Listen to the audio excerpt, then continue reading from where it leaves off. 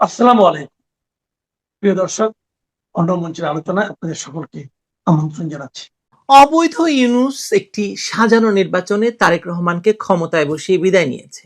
কিন্তু ক্ষমতায় থাকতে অবৈধ ক্ষমতা বলে দেশের সবচেয়ে পুরনো এবং ক্ষমতাবান দল আওয়ামী লীগের কার্যক্রম নিষিদ্ধ করেছে। তাদেরকে নির্বাচনে অংশগ্রহণ করতে দেয়নি।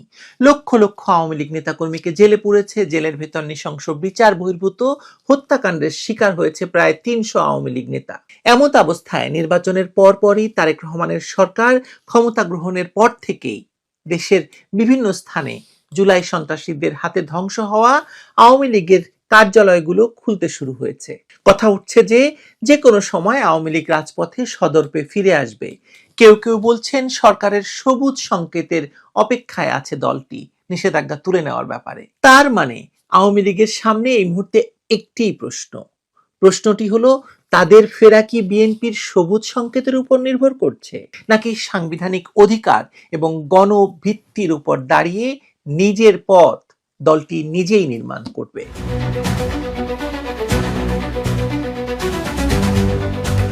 ২০২৪ সালের গণ অভ্যুত্থানে শেখ হাসিনা সরকারের পতনের পর ডক্টর মোহাম্মদ ইউনূসের নেতৃত্বাধীন অন্তর্বর্তী সরকার আওয়ামী লীগের সকল রাজনৈতিক কার্যক্রম নিষিদ্ধ করে দলটির নিবন্ধন স্থগিত করেছিল। সেই নিষেধাজ্ঞার আওতায় ত্রয়োদশ জাতীয় সংসদ নির্বাচনে অংশ নিতে পারেনি বাংলাদেশের সবচেয়ে প্রাচীন ও বড় রাজনৈতিক দলটি। কিন্তু ২০২৬ সালের ১২ই ফেব্রুয়ারি একটি সাজানো নির্বাচনের মাধ্যমে ক্ষমতায় ফেরা বিএনপি নেতৃত্বাধীন সরকারের আমলে পরিস্থিতি নতুন মোড় নিচ্ছে। ঢাকা, চট্টগ্রাম, খুলনা সহ বিভিন্ন জেলা এবং উপজেলায় আওয়ামী লীগের কার্যালয়ে দলীয় নেতাকর্মীদের প্রবেশ, অবস্থান নেওয়া এবং কার্যক্রম খোলার চেষ্টা চলছে। এই প্রক্রিয়ায় কোথাও কোথাও পাল্টা দখল, হামলা এবং ভাঙচুরের ঘটনা ঘটলেও সামগ্রিকভাবে আওয়ামী লীগের হাইকমান্ড বিএনপি সরকারের কেন্দ্রীয় অবস্থানকে ইতিবাচক বলেই মূল্যায়ন করছে বলে খবর বেরোচ্ছে। ফলে দলটি এখন সরকারের পক্ষ থেকে নিষেধাজ্ঞা প্রত্যাহারের সবুজ সংকেতের অপেক্ষায় রয়েছে কিনা সেই প্রশ্ন বাতাসে ভাসছে। কিন্তু প্রশ্ন উঠছে, আওয়ামী লীগের মতো একটি ঐতিহাসিক দল কি প্রকৃতপক্ষে বিএনপির অনুমতির তোয়াক্কা করে? এই তোয়াক্কা করেই তারা রাজনীতিতে ফিরবে, নাকি জনশক্তির উপর ভর করেই এই দলটির পুনরুত্থান ঘটাবে? অন্তর্বর্তীকালীন ইউনূস সরকার আওয়ামী লীগের বিরুদ্ধে যে কঠোর অবস্থান নিয়েছিল তাতে জামায়াত ইসলামী এবং জাতীয় নাগরিক পার্টি বা এনসিপিও দলটির রাজনীতিতে ফিরে আসার ঘোরতর বিরোধী ছিল, এখনো আছে, এবং তারা প্রতিনিয়ত হুমকি ধামকি দিয়ে যাচ্ছে। কারণ তারা জুলাই আগস্ট আন্দোলনে পাখির মতো গুলি করে আওয়ামী লীগ নেতাকর্মীদের হত্যা করেছে। তারা এখন সেই ভয় দেখাচ্ছে যে আওয়ামী লীগ ফিরে এলে তাদের আবারও হত্যা করা হবে। আর তারা ভয় পাচ্ছে যে আওয়ামী লীগ ফিরে এলে এদেশে তাদের রাজনীতির কবর রচিত হবে। এমন প্রেক্ষাপটে বিএনপি সরকার যদি নমনীয় না হতো, তাহলে বিভিন্ন স্থানে আওয়ামী লীগের অফিস খোলা প্রায় অসম্ভব ছিল বলে দলটির নেতাকর্মীদের মধ্যেই আলোচনা শোনা যাচ্ছে। এখানেই দ্বন্দ্বের সূত্রপাত। আওয়ামী লীগের সকল পর্যায়ের নেতৃত্ব একথাটি দৃঢ়ভাবে বিশ্বাস করে যে ডক্টর ইউনূসের সরকারের যে নিষেধাজ্ঞা তার দলটি মানে আওয়ামী লীগের উপর ছিল তা সম্পূর্ণ অবৈধ। তাদের যুক্তি হচ্ছে, আওয়ামী লীগ এমন কোনো অপরাধ করেনি যার জন্য সন্ত্রাস দমন আইনে তাদের কার্যক্রম নিষিদ্ধ করা যায়, এবং ইউনূসের সরকার নিজেই যখন অবৈধ, সুতরাং তাদের যে কোনো নিষেধাজ্ঞাই অবৈধ হওয়ার কথা। তাই সেই সরকারের নির্দেশ বৈধ হতে পারে না। এই অবস্থান থেকে আওয়ামী লীগের সভাপতি শেখ হাসিনা গত ২৪শে ফেব্রুয়ারি দলীয় বৈঠকে স্পষ্ট করে বলেছেন যে তারা আশা করে বর্তমান সরকার এই অবৈধ নিষেধাজ্ঞা প্রত্যাহার করবে, আর যদি না করে তাহলে আওয়ামী লীগ নিজস্ব সিদ্ধান্ত নিয়ে কর্মসূচি ঘোষণা করবে। তবে শেখ হাসিনার সম্প্রতি নেতাকর্মীদের উদ্দেশ্যে দেওয়া বক্তব্যের আত্মবিশ্বাস অনেক নেতার মতে খুবই ইঙ্গিতবাহী। তিনি নেতাদের দেশে ফিরতে মানসিক এবং অন্যান্য প্রস্তুতি নিতে বলেছেন। ৭ই মার্চ, ১৭ই মার্চ এবং ২৬শে মার্চের মতো ঐতিহাসিক ৩ দিনে কর্মসূচি পালনের নির্দেশও তিনি দিয়েছেন। এসব নির্দেশনা বিশ্লেষকদের মনে করিয়ে দিচ্ছে যে আওয়ামী লীগ আসলে দুই সমান্তরাল পথে হাঁটছে। একদিকে তারা মাঠে সীমিত উপস্থিতি দেখিয়ে সরকারের প্রতিক্রিয়া যাচাই করছে, অন্যদিকে সরকারের না দেখার নীতি বা পরোক্ষ সহযোগিতা কাজে লাগিয়ে সংগঠনকে পুনর্গঠনের চেষ্টা চালাচ্ছে। আওয়ামী লীগ কোনো সন্ত্রাসী দল নয়। আওয়ামী লীগ কোনো জঙ্গি দল নয়। আওয়ামী লীগ নির্বাচন বর্জন করেনি। আওয়ামী লীগ নির্বাচন ঠেকাতে বিএনপি জামায়াত যা করেছিল তার কিছুই করেনি। ফলে আওয়ামী লীগ বাংলাদেশে মাঠে বাস্তবিক অর্থে শক্তিশালী অবস্থায় থাকা সত্ত্বেও এই নির্বাচনটিকে ঠেকায়নি, বরং বিএনপিকে বিজয় পেতে সহযোগিতা করেছে বলে অনেক বিশ্লেষক মনে করেন। এবং আওয়ামী লীগের ভোটের কারণে বিএনপি বিজয়ী হয়ে ক্ষমতা পেয়েছে, না হলে জামায়াত বাংলাদেশে বিএনপিকে হারিয়ে ক্ষমতায় যেত, তা হতো বাংলাদেশের জন্য ভয়ঙ্কর একটা ডিজাস্টার। সুতরাং এই পরিস্থিতিতে দলটির কার্যালয় খোলা এবং নেতাকর্মীদের জামিন পাওয়ার ক্ষেত্রে সরকারের অবস্থানই নির্ধারণ করতে পারে দলটির রাজনৈতিক পথ চলা কতটা উন্মুক্ত হবে। বিএনপি সরকারের দৃষ্টিভঙ্গি বোঝার জন্য দলটির শীর্ষ নেতাদের বক্তব্য খুব গুরুত্বপূর্ণ। বিএনপির মহাসচিব এক এক সময় এক এক কথা বলেন। মির্জা ফখরুল ইসলাম আলমগীর সম্প্রতি বলেছেন আওয়ামী লীগের অফিস খোলা তারা চাননি এবং আইনগতভাবে নিষিদ্ধ থাকায় সেভাবেই এটাকে দেখতে হবে। অন্যদিকে দলের স্থায়ী কমিটির সদস্য মঈন খান বলেছেন বিএনপি একটি উদারনৈতিক রাজনৈতিক দল, সবাইকে নিয়ে তারা রাজনীতি করে, প্রতিহিংসার রাজনীতিতে বিশ্বাস করে না। এই দুই বক্তব্যের মধ্যে পার্থক্য আছে। প্রথমটি আইনগত কঠোরতার ইঙ্গিত দেয়, আর দ্বিতীয়টি রাজনৈতিক সম্প্রীতি এবং উদারনীতির কথা বলে। বিএনপি এই দ্বিমুখী অবস্থানেই আওয়ামী লীগের জন্য কিছুটা স্পেস তৈরি করে দিচ্ছে। আবার অনেকে মনে করছেন বিএনপি একটা খেলা খেলছে, কারণ বিএনপি এবং জামায়াত এনসিপির মধ্যে মূলত কার্যত কোনো পার্থক্য নেই। বিগত 18 মাস ধরে এই যে বিএনপি জামায়াত এনসিপি এই 3 দলীয় শাসনে আওয়ামী লীগকে নিশ্চিহ্ন করে দেওয়ার সকল আয়োজন সম্পন্ন হয়েছে। যত মামলা হয়েছে, হামলা হয়েছে, প্রত্যেকটিতে, এমনকি 32 ভাঙাতেও বিএনপি প্রত্যক্ষভাবে অংশগ্রহণ করেছে। ফলে বিএনপিকে বিশ্বাস করার তো কোনো কারণ নেই। আওয়ামী লীগ সেটা করছে না। কিন্তু আবারও বলছি, আওয়ামী লীগ কোনো সন্ত্রাসী দল নয়, জঙ্গি দল নয়। আওয়ামী লীগ একটি নিয়মতান্ত্রিক গণতান্ত্রিক রাজনৈতিক দল। আওয়ামী লীগের আভ্যন্তরীণ সূত্রগুলো বলছে যে দলটি এখন পুরনো ভুলগুলো শুধরে নেওয়ার চেষ্টা করছে। যাদের কারণে অতীতে দলের ইমেজ ক্ষুণ্ণ হয়েছে তাদের আর কোনো পর্যায়ে নেতৃত্বে রাখা হবে না। পুরনোদের বাদ দিয়ে পরিচ্ছন্ন ভাবমূর্তি এবং তরুণ নেতাদের নেতৃত্বে আনার পরিকল্পনা রয়েছে দলটির। শেখ হাসিনার নেতৃত্বে দল এখনো ঐক্যবদ্ধ থাকলেও দলের সম্পাদক মণ্ডলীর একাধিক নেতার ভাষ্যে নতুন নেতৃত্ব নিয়ে অবশ্যই ভাবা হবে বলে আভাস পাওয়া গেছে। সজীব ওয়াজেদ জয় আল জাজিরাকে দেওয়া সাক্ষাৎকারে ইঙ্গিত দিয়েছিলেন যে তার মা হয়তো আর সক্রিয় রাজনীতিতে ফিরবেন না। এটা হয়তো তিনি বলতে চেয়েছিলেন শেখ হাসিনা যুগের অবসান, কিন্তু আওয়ামী লীগের তৃণমূল পর্যায়ের নেতাকর্মীরা মনে করে যে দলকে আবার ফিরে এসে বাংলাদেশে রাজনীতি করতে হলে শেখ হাসিনার বিকল্প নেই। শেখ হাসিনাকে নিয়েই আওয়ামী লীগকে ফিরে আসতে হবে এবং তারপরেরটা পরে দেখা যাবে। আওয়ামী লীগের অনেক নেতা এখন মনে করছেন পরিস্থিতি বিবেচনায় শেখ হাসিনা পেছন থেকে দলের মূল চালিকা শক্তি হিসেবে কাজ করবেন, সামনে থেকে আসতে পারেন অন্য কোনো নেতৃত্ব। কিন্তু সেটাও আবার অনেক নেতা উড়িয়ে দিয়ে বলেছেন না, এভাবে সম্ভব নয়, শেখ হাসিনাকেই হাল ধরতে হবে। আন্তর্জাতিক এবং আঞ্চলিক প্রেক্ষাপটও এই সমীকরণকে জটিল করছে।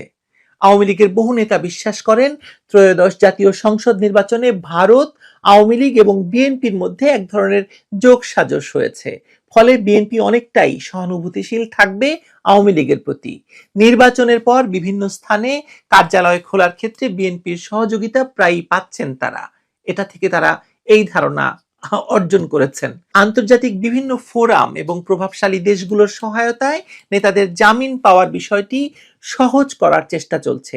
বিদেশে আত্মগোপনে থাকা নেতাদের কেউ কেউ জামিনের পরিস্থিতি স্বাভাবিক হলে দেশে ফেরার কথা ভাবছেন বলেও জানা যাচ্ছে।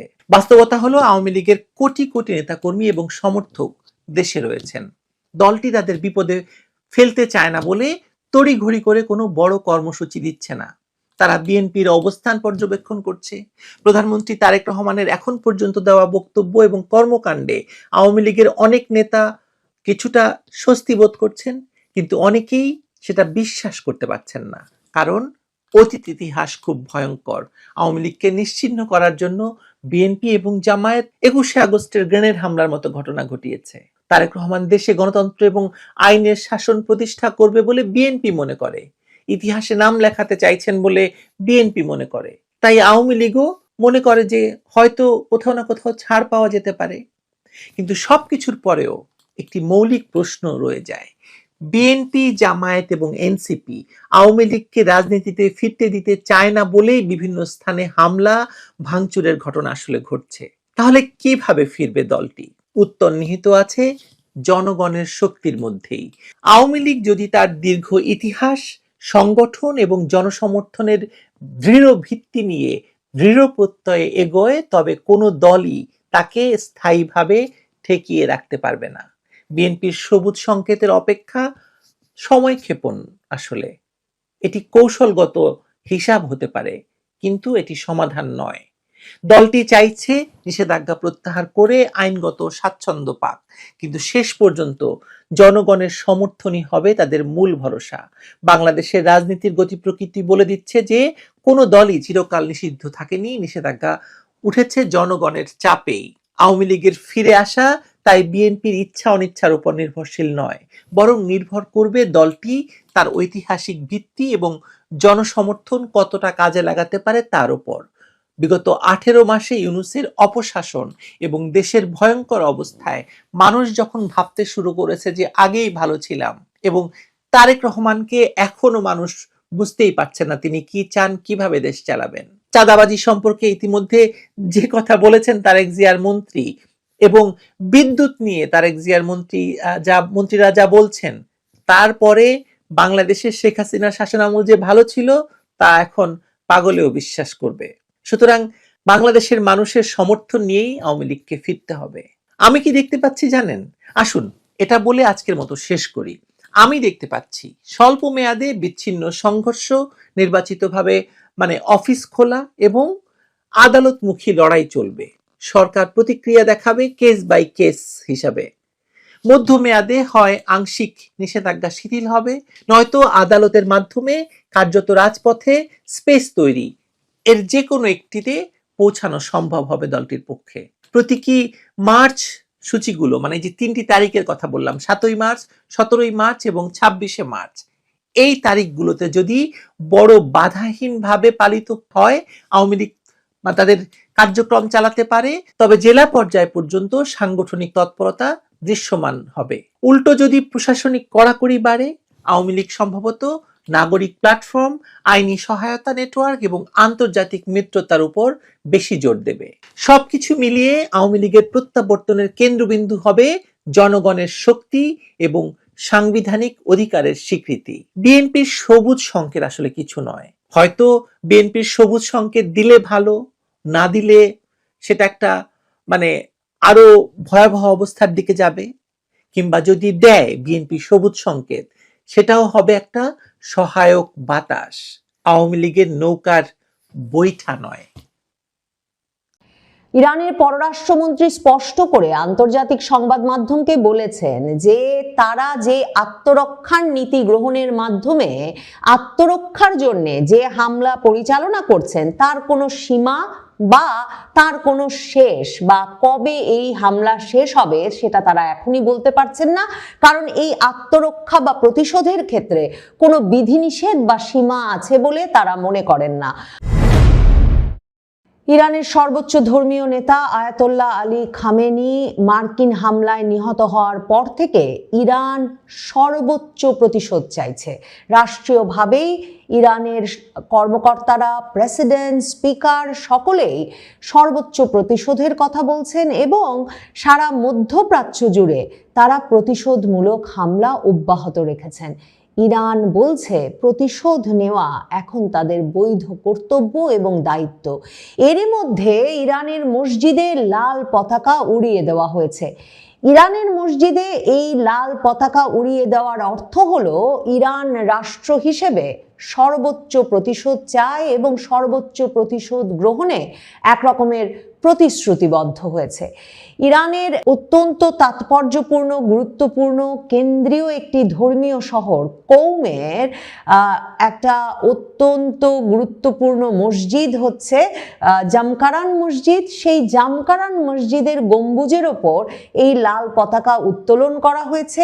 এটাকে ইরানের অভ্যন্তরে যে কঠোর প্রতিক্রিয়া, যে শোক, যে ক্ষোভ তৈরি হয়েছে ইরানের সর্বোচ্চ ধর্মীয় নেতাকে হত্যার মাধ্যমে সে ক্ষোভ এবং শোকের প্রতীক হিসেবে এই লাল পতাকা উঠানো হয়েছে এবং এই পতাকা ওড়ানোর অর্থ হচ্ছে যে মসজিদে লাল পতাকা ওড়ানোর মাধ্যমে ইরানিরা প্রতিশোধ গ্রহণে অঙ্গীকারাবদ্ধ হয়েছে। মসজিদের লাল পতাকা শহীদদের রক্তের প্রতিশোধ এবং ভয়াবহ এক যুদ্ধের আগাম ভবিষ্যৎবাণী করে ইরানি সংস্কৃতি অনুযায়ী, এবং স্থানীয় সংবাদ মাধ্যমগুলো বলছে যে এটা দেশে এবং বিদেশে শত্রুদেরকে একটা কঠোর বার্তা পৌঁছে দেবে যে ইরান সর্বতোভাবে কঠোর প্রতিশোধের জন্য প্রস্তুত এবং বিচার নিয়ে আসবার জন্য দৃঢ় সংকল্প। ইরানের রাষ্ট্র পরিচালিত প্রেস টিভি বলছে এই লাল পতাকাটি ইসলামী বিপ্লবের নেতার রক্তপাতের প্রতিশোধের প্রতীক। 1979 সালে ইসলামী বিপ্লবের মাধ্যমে ইরানে ইসলামী প্রজাতন্ত্র প্রতিষ্ঠা হওয়ার পর এই সর্বোচ্চ ধর্মীয় নেতার পদটি সৃষ্টি হয়েছিল, যিনি কিনা ইরানের সব নীতিগত বিষয়ে সিদ্ধান্ত নিতেন, আভ্যন্তরীণ এবং পররাষ্ট্র নীতির বিষয়ে, এবং ইরানের সামরিক বাহিনীর সর্বোচ্চ নেতা হিসেবে স্বীকৃত ছিলেন।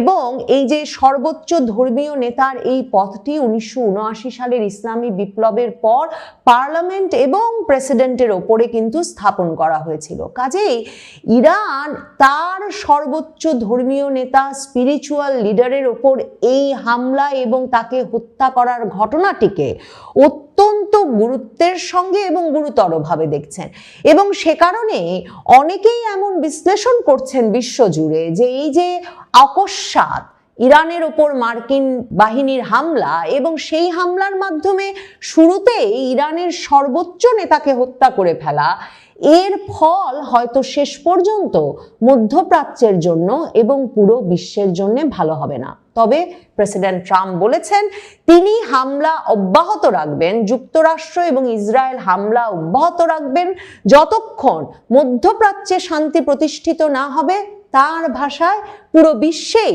শান্তি প্রতিষ্ঠিত না হবে। এই যে ইরানের মসজিদে লাল পতাকা উড়িয়ে দেওয়া হলো, সেই পতাকা ওড়ানোর অনুষ্ঠানে মসজিদের কর্মকর্তা এবং বিভিন্ন ধর্মীয় নেতারা খামেনির প্রতিকৃতি বহন করে অনুষ্ঠান পরিচালনা করেছেন। ইরানের ব্যাপক শোক চলছে, রাজপথে মানুষ খামেনির ছবি নিয়ে নেমে এসেছেন। 40 দিনের রাষ্ট্রীয় শোক তো চলছেই। বেশ কয়েকটি গণমাধ্যম তাই বলছে মধ্যপ্রাচ্যে উত্তেজনা বাড়ার সাথে সাথে কম শহরের এই ধর্মীয় তাৎপর্যপূর্ণ জামকারান মসজিদের ওপর লাল পতাকাটি খামেনির সমর্থকদের মধ্যে ক্ষোভ এবং প্রতিশোধের প্রতিফলন ঘটায়। এরই মধ্যে খামেনি নিহত হওয়ার পর দেশ পরিচালনার জন্য 3 জনের একটি পরিষদ গঠন করে দেওয়া হয়েছে, এবং 3 জনের সেই পরিষদে ইরানের প্রেসিডেন্ট আছেন, ইরানের বিচার বিভাগের প্রধান এবং ইরানের গার্ডিয়ান কাউন্সিলের একজন প্রতিনিধি আছেন। ইরানের প্রেসিডেন্ট মাসুদ পেজেশকিয়ান তিনি ইরান সরকারের যে অফিসিয়াল টেলিগ্রাম চ্যানেল খামেনির মৃত্যুর পর সেখানে এসে প্রথম বিবৃতিতেই বলেছেন যে ইরান মনে করে এখন প্রতিশোধ নেওয়া ইরানের বৈধ অধিকার এবং কর্তব্য।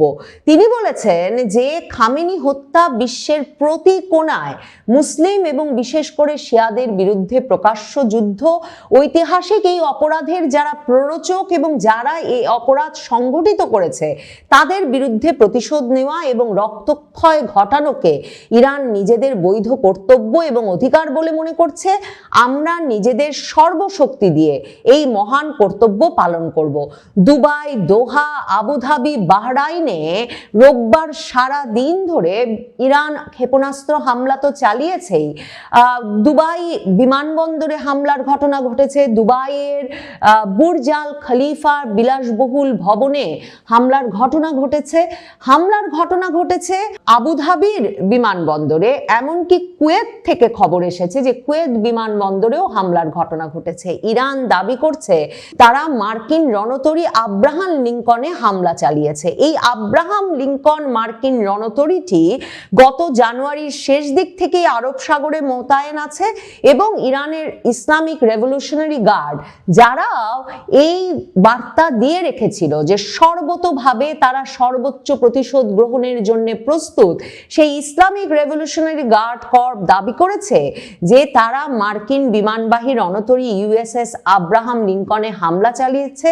সে খবর দিয়েছে আল জাজিরা এবং আল জাজিরার সেই খবরে বলা হচ্ছে যে ইসলামিক রেভলিউশনারি গার্ড তাদের এক বিবৃতিতে এটা বলেছে যে মার্কিন বিমানবাহী রণতরী আব্রাহাম লিঙ্কনকে 4টি ব্যালিস্টিক ক্ষেপণাস্ত্র দিয়ে আঘাত করা হয়েছে এবং তারা সতর্ক করে দিয়ে বলেছে স্থল ও সমুদ্র ক্রমেই সন্ত্রাসী আগ্রাসীদের কবরস্থানে পরিণত হবে।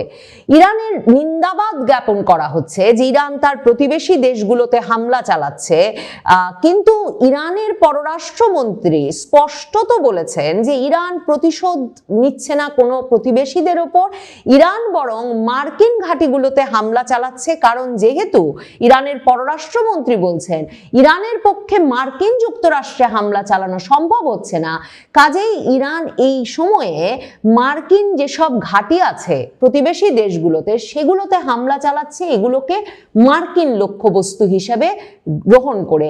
এবং ইরানের পররাষ্ট্রমন্ত্রী মনে করাচ্ছেন যে গত জুনে 2025-এর জুনে যখন ইসরায়েল মার্কিন যুক্তরাষ্ট্র হামলা করেছিল ইরানে, তখনই ইরান এই হুমকি দিয়ে রেখেছিল যে ইরানে হামলা দীর্ঘায়িত করলে বা ইরানে আবারও হামলা করলে ইরান এই পুরো অঞ্চলে যত যত মার্কিন ঘাঁটি আছে, স্থাপনা আছে, সেগুলোতে হামলা করবে এবং এর ফলে পুরো মধ্যপ্রাচ্য এবং বিশ্ব অস্থিতিশীল হয়ে উঠবে। ইরান শুধুমাত্র এখন আর তার এই প্রতিশোধমূলক হামলা মধ্যপ্রাচ্যে সীমিত রাখে নাই, সাইপ্রাসে গিয়ে হামলা করেছে এবং ইরানের সাইপ্রাসের এই হামলাটিকে ইউরোপের প্রথম দেশে হামলা হিসেবে বর্ণনা করা হচ্ছে সংবাদ মাধ্যমে। ভৌগোলিকভাবে এশিয়ার পশ্চিমে অবস্থিত ছোট দেশ সাইপ্রাসে 2টো ক্ষেপণাস্ত্র ছুড়েছে ইরানের সেনাবাহিনী এবং এই তথ্য নিশ্চিত করেছেন ব্রিটিশ প্রতিরক্ষা মন্ত্রী জন হিলি এবং তিনি বলেছেন যে ইরান সাইপ্রাসের অভিমুখে যে ক্ষেপণাস্ত্র নিক্ষেপ করছে সেখানে আবার ব্রিটিশ সৈন্যরা মোতায়েন আছে। তবে ব্রিটিশ সৈন্যদের লক্ষ্য করে সাইপ্রাসে হামলা চালিয়েছে ইরান তেমন কোনো স্পষ্ট ইঙ্গিত যুক্তরাজ্য এখন পর্যন্ত পায়নি হামলা প্রসঙ্গে। তাই ব্রিটিশ প্রতিরক্ষা মন্ত্রী বলছেন যে তাদের ঘাঁটিগুলোকে লক্ষ্য করে এগুলো ছোড়া হয়নি, তবে এগুলোর ধরন দেখে মনে হচ্ছে ইরানের এই হামলাগুলো হয়েছে তাদের প্রতিশোধ নেওয়ার বাসনা থেকে। কারণ পশ্চিম এশিয়ার দেশ সাইপ্রাসের সঙ্গে ইসরায়েলের ঘনিষ্ঠ সম্পর্ক আছে এবং সেখানে ইসরায়েলের বিপুল বিনিয়োগ ও সম্পত্তিও আছে এবং তেল আবিব আক্রান্ত হওয়ার লক্ষণ দেখা দিলে ইসরায়েল তার বিপুল বিমান বহর এবং গুরুত্বপূর্ণ সম্পদ সব এনে এখানে লুকিয়ে রাখে, মানে এই সাইপ্রাসে লুকিয়ে রাখে। কাজেই সে কারণেই সাইপ্রাসকেও ইরান তার হামলার লক্ষ্যবস্তুতে পরিণত করেছে বলে এখন সংবাদ মাধ্যমে খবর বেরিয়ে এসেছে। তার মানে এই যে ইরান এই অঞ্চলে তার যতটুকু সক্ষমতা আছে তার মধ্যেই যে হামলা পরিচালনা করছে, সেই হামলা পরিচালনার ফলে পুরো বিশ্বে শুধুমাত্র যে বিমান চলাচল ব্যাহত হয়ে অর্থনীতি ক্ষতিগ্রস্ত হচ্ছে, দুবাই, দোহা, আবুধাবির বিমান বন্দরগুলো বন্ধ হয়ে গেছে অনির্দিষ্টকালের জন্য, বিমান চলাচল প্রতিষ্ঠানগুলো তাদের সকল কার্যক্রম বন্ধ রেখেছে, এমিরেটস, ইতিহাদ, কাতার এয়ারওয়েজ। শুধু সেটাই সমস্যা নয়, কিংবা ইরান, ইরাক, সিরিয়া, ইসরায়েল এই পুরো অঞ্চলের আকাশ সীমা বন্ধ হয়ে গেছে। সেদিক থেকেই পুরো বিশ্ব একরকমের এই যুদ্ধে থমকে দাঁড়িয়েছে তাই নয়, এরই মধ্যে হরমুজ প্রণালী বন্ধ করে দেওয়া হয়েছে। হরমুজ প্রণালী দিয়ে 20% জ্বালানি আসা যাওয়া করে এবং এই যে জ্বালানি সরবরাহের এই গুরুত্বপূর্ণ যে পথ, হরমুজ প্রণালী পারস্য উপসাগরে প্রবেশের একমাত্র পথ এবং ইরান এবং মধ্যপ্রাচ্য যেহেতু বিশ্বজুড়ে তেলের এবং জ্বালানির প্রধানতম উৎস, সে কারণে বৈশ্বিক বাজারে তেলের দাম বাড়তে শুরু করে ইরানে মার্কিন যুক্তরাষ্ট্র এবং ইসরায়েল হামলা শুরু করার পর থেকেই, এবং এরই মধ্যে বিশ্ব বাজারে তেলের দাম 10% বৃদ্ধি পেয়েছে।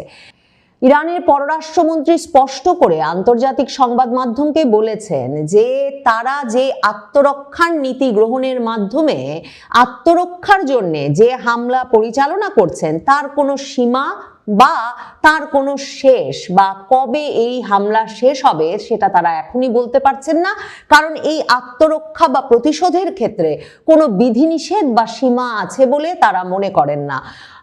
আগামী 2-1 দিনের মধ্যেই ইরান তাদের নতুন নেতা নির্বাচন করবে। 1979 সালে ইসলামী বিপ্লবের পর থেকেই 88 জন আলেমের সমন্বয়ে গঠিত একটি বোর্ড ইরানের এই সর্বোচ্চ ধর্মীয় নেতাকে নির্বাচন করেন।